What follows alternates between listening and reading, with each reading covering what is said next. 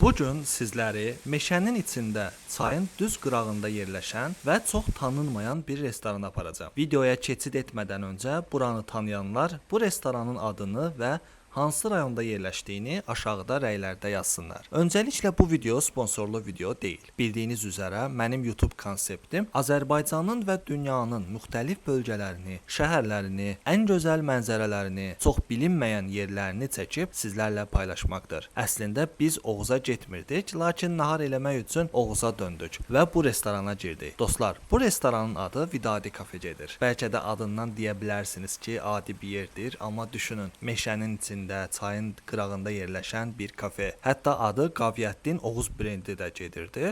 İnternetdə araşdırdım, belə bir məlumat əldə etdim.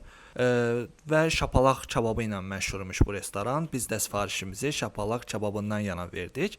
Təbii ki, kabab özü də ləzzətli idi, lakin meşənin içində, sərinlikdə, çayın qırağında kabab yemək də ayrıca bir ləzzət qatırdı.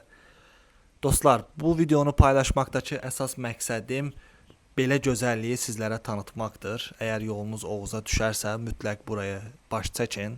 Buranın təbiətin dadını çıxardın. Sizlərdən xahişim videonu bəyənib, yorum yazıb və kanala abunə olaraq mənə dəstək olmağınızdır. Sizə xoş izləmələr.